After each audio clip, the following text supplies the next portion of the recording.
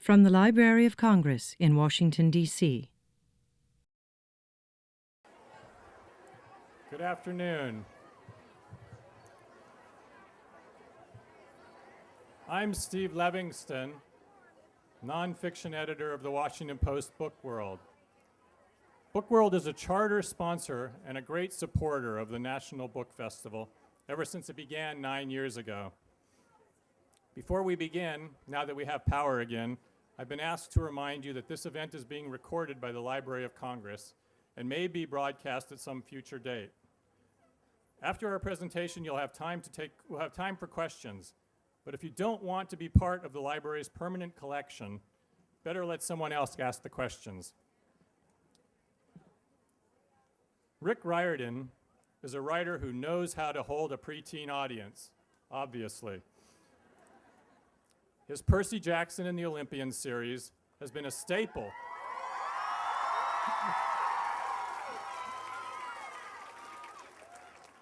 A staple on the bestseller list, not for weeks, but for more than 2 years. Percy Jackson, as you know, is 12 and very much like any 12-year-old, except for one thing: he's half God. In the books, Riordan shows the discipline of his 15 years as a middle school teacher of history and English. He keeps true to the fabulous mythological stories he relates, but also entertains with cliffhanging suspense and laugh-out-loud fun. If Percy Jackson were all that Riordan turned out, it would be more than enough for most mortals. But the man himself must be half God. He is also writing and devising the 39 Clues series,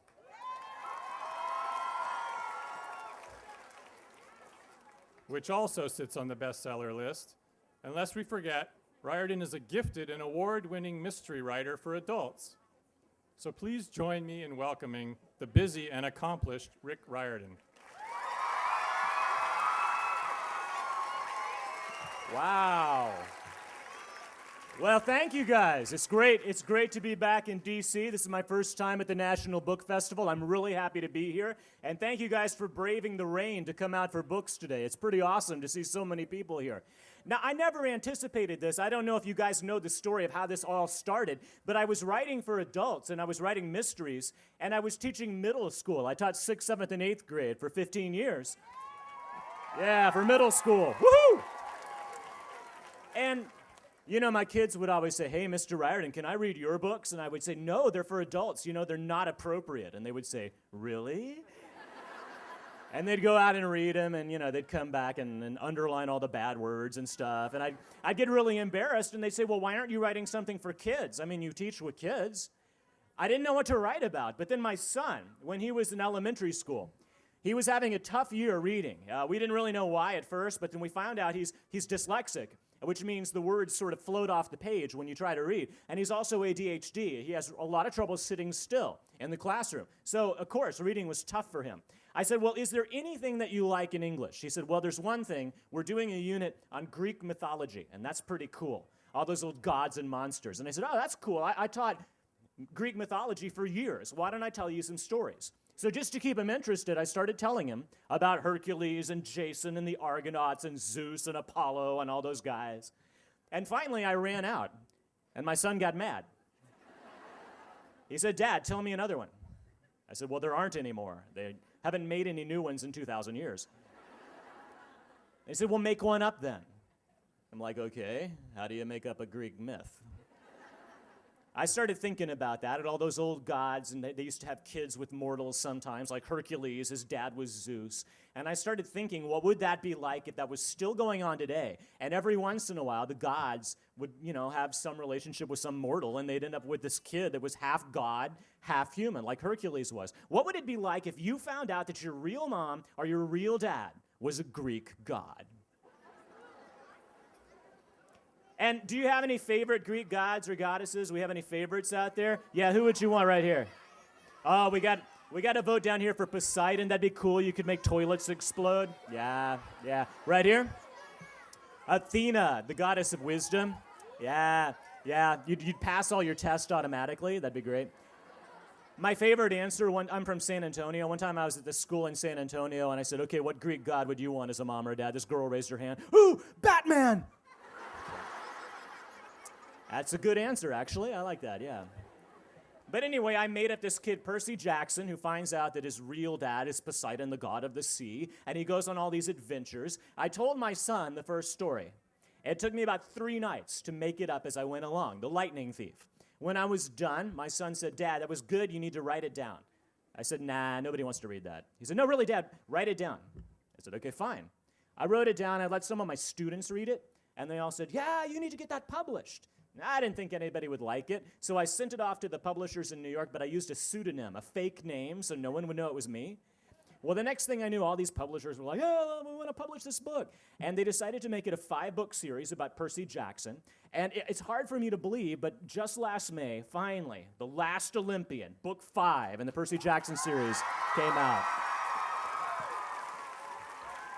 It's, people always ask me, like, what is my favorite book in the series? And it's really hard for me to say because I see it as one big story, so it's kind of hard to say which part of it I like. But I got to tell you, writing the ending was really fun. All those things I knew was going to happen to Percy when he turned 16. Well, finally, in The Last Olympian, you get to find out. Now, I always knew the Percy Jackson series would be 5 books. I knew that because I didn't want it to go on like so long that I got tired of it, and I didn't want it to be like, book 27, here comes the Minotaur again. But at the same time, as I went around the country talking to people, everybody said, "Well, what about this god? What about that monster? Well, you never talk about what happens at camp." And I started thinking, there are a lot of other stories that I wasn't able to fit in the Percy Jackson series. And so next year, we're going to launch the 2nd Camp Half-Blood series. Now, I can't tell you too much about it, but I'm really excited about it. It's going to be, if you've read the end of The Last Olympian, I'm not going to give anything away, but you may have an idea of where the next series is going. Now, Percy may not be the main character in all of these books, but he's going to be around. You'll see the other characters, but there's also going to be a new generation of demigods coming through the camp. And there's a prophecy that they have to undertake, a new great, that's going to be fun. There's also another book coming out even before that in the spring. I just finished writing it, and it's with my editor right now in New York. There was one thing that I used to teach that was even more popular than Greek mythology. Only one subject. You know what it was? Egypt. That's right. And so in the spring, May 4th of this year, you guys get ready because the Egyptian gods are invading the modern world. That's going to be a lot of fun. Looking forward to that. And the other thing I can tell you guys, and then if you guys have any questions, I would love to hear the questions you guys have. My last tour for The Last Olympian in May, I had a really big treat. I was up in Vancouver, Canada, and I got to visit the set of the Lightning Thief movie. It was pretty cool. They put me in this van, and they drove me over this hill into this forest, and it was nighttime. They were doing all their nighttime scenes, so it was all foggy, these big trees. We came over the top of the hill, and there was this huge bonfire as tall as the roof in this tent. And there were 300 people milling around, campers in Greek armor, all the campers there. It was like I was driving into Camp Half-Blood, and I got to see Riptide, the sword that Percy uses in the movie. And I got to meet Chris Columbus, who did the first 2 Harry Potter films. He's the one that's directing The Lightning Thief. I got to meet the actors who are doing Percy and Annabeth. It looks pretty cool. So we'll just keep our fingers crossed. The movie comes out in February. February 12th, The Lightning Thief hits the theaters.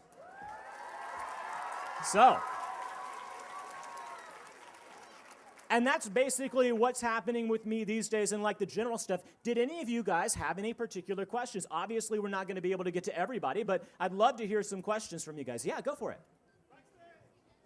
Who's playing Percy and Annabeth? The guy who's playing, it's not going to really mean anything to you just to say their names. They're not like you automatically know them. The guy who's playing Percy is Logan Lerman, and the girl who's playing Annabeth is named Alex Daddario. If you want to see the entire cast, you can go online and just type in Lightning Thief movie, and you can see everybody. Some of the people you might know, Chiron, the centaur, the trainer, he's played by Pierce Brosnan, otherwise known as 007. Yeah. And Medusa, the lovely Medusa, is going to be played by Uma Thurman, so that should be fun. All right, yes, ma'am, in the red with the glasses. Go for it.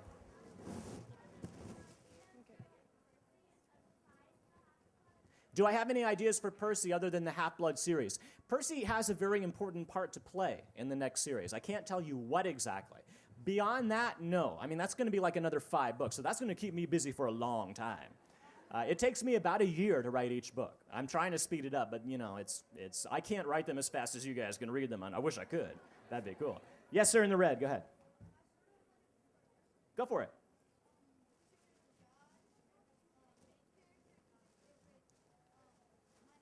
Favorite god, favorite main character, favorite minor god. Favorite god, no surprise, Poseidon or Athena. That's why they're so important in the book. Favorite character, you know, well, I mean, aside from Percy and Annabeth, who are like the main characters, I'd have to say either Grover or Tyson. They're so funny. I love writing about them. Minor god, geez, I don't know, probably Nike, the goddess of victory. Yeah, and cool sports shoes too, right? Yeah. All right, right here, yes ma'am.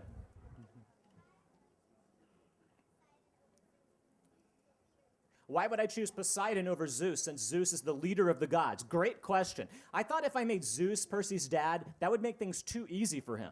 You know, because he'd be like the son of the leader of all the gods. I thought making him the son of the second most powerful god would make it a little harder for him, and he'd have to try harder. And also, I just like the ocean. I think that's really cool to have water-based powers. You know, I love making toilets explode. It's great, you know. What can I tell you? In the yellow back there, yes, go ahead. What was the purpose of Juniper, the tree nymph in the series? Well, I just thought it was time for Grover to get a girlfriend, and, you know, Juniper was just a great character. She's not a major character in the series, but, you know, I thought it was nice. Grover's getting older, you know, it's time for him to go study with somebody. That's cool. All right. Yes, sir, and well, we won't discriminate against adults. Go for it. Yes, sir. In the yellow. Oh, for your son. Go for it. My favorite author, you know, you mean any author that I've read? I've got so many. In fact, if you go to my website, I have a whole list of books that my sons, who are now 14 and 11, have enjoyed and that I've enjoyed. It's hard for me to just list a few because I'm sure I'm going to forget some amazing authors. Jeff Kinney is one of my son's favorites. He's great. Diary of a Wimpy Kid. Fantastic. For slightly older readers, one of my favorite series is The Hunger Games by Suzanne Collins. Really great stuff. That's just to name a couple. There's millions of, you know, I love books. Yes, ma'am, in the blue. Go ahead. Yeah. The idea for Grover, I'm not sure really where he came from, other than I just knew that I wanted a satyr character, and I thought it would be fun if he, like, ate 10 cans, and, you know. And I knew Grover's probably more like me than any other character, because if I really was fighting monsters, I wouldn't be like Percy. I wouldn't be like, ha-ha, let's go. You know, I'd be hiding behind a bush saying, don't kill me, you know. So I relate to Grover. All right, let's go in the very back, the gentleman waving the book, yes.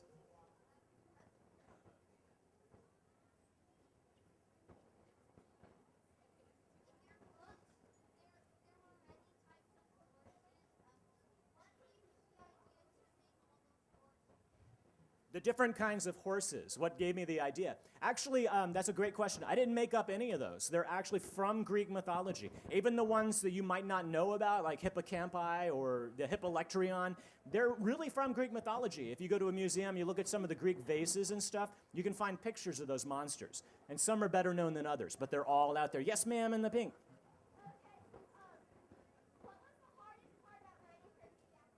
The hardest part about writing Percy Jackson for me is revising. I don't know if you guys like doing second drafts and third drafts in school. Yeah. I usually have to do 5 drafts of every novel. And, you know, it's really a bummer, but it's just part of the deal. You kind of have to do it. I found out that nobody has ever written anything perfect the first time. It can't be done. I've written 15 books now. I still can't do it right the first time. And it's a drag, but it's just part of what you got to do as a writer to make it better. So that's the least favorite part. My favorite part is being done. I love that. That's my favorite. And I get to hold the book and, wow, it's a real book. That's awesome. Okay, in the very back in the white shirt, we'll try to speak up real loud. Go ahead.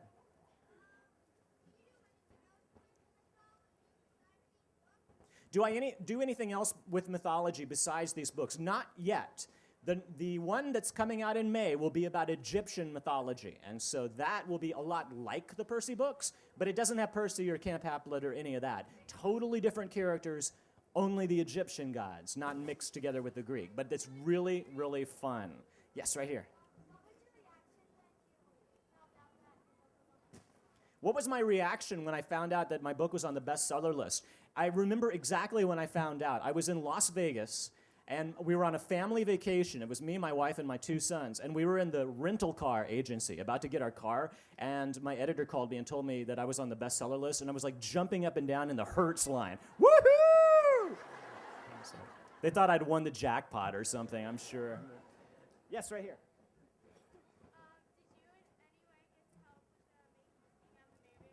Did I help with the making of the movie? Well, not a whole lot. I got to read the script and I got to make some suggestions, and that's about it. But really, I think that's probably best because I don't know anything about making movies, and if I tried to do it, I would mess it up really bad. And so I'd rather, leave it to them and just cross my fingers. The little bit that I've seen looks really good. I think that it's best to go into a movie not expecting it to be exactly like the book. Because if they tried to make it exactly like the book, the movie would have to be like 12 hours long. Because you just can't fit that much in there. So I would expect it to be a little different, but I hope that it'll be a movie that you like to see. So that's the best I can say about that. But I haven't seen it either, so we'll just have to wait and see. Yes, ma'am, in the purple. Hold on, the young lady standing up. Go ahead. Why does Grover like enchiladas? That was always my favorite day when I was a kid at school. I don't know how it is here, but in Texas, Wednesday is enchilada day. And that's like the best ever. Okay, and then in front of you, yes, ma'am, go ahead. What would I want to, about Percy? Oh, what would I want to have happen to Percy when he grows up? Well, I better not answer that because you're going to see Percy again. And we're not quite done with his story, and I don't want to give away anything. But you'll see him get older again. Okay, yes, sir, in the red and the black shirt. Go ahead. Yeah. Is there a big 3 of the Egyptian gods? With the Egyptian gods, it works a little bit differently. It's not quite the same. And in fact, hold on here. Before we go, would you guys like to hear the very first part of the Egyptian book? Okay. I'm just going to read like the very first little page here. I haven't read this to anybody yet outside my family, so you guys are hearing it for the first time. Okay? Basically, the book is about Carter and Sadie Kane, brother and sister. And this is the first chapter, chapter 1, I Get an Explosion for Christmas. We only have a few hours, so listen carefully. If you're hearing this story, you're already in danger. Sadie and I might be your only hope. Go to the school. Find the locker. I won't tell you which school or which locker, because if you're the right person, you'll find it. The combination is 13, 32, 33. By the time you finish listening to this, you'll know what those numbers mean. Just remember, the story we're about to tell you isn't complete yet. How it ends depends on you. The most important thing, when you open the package and find what's inside, don't keep it longer than a week. Sure, it'll be tempting. I mean, it will grant you almost unlimited power. But if you use it too long, it will destroy you. Learn its secrets quickly and pass it on to the next person the way Sadie and I are doing for you. And then be prepared for your life to get very interesting. Okay, Sadie is telling me to stop stalling and get on with the story. This has been a presentation of the Library of Congress. Visit us at loc.gov.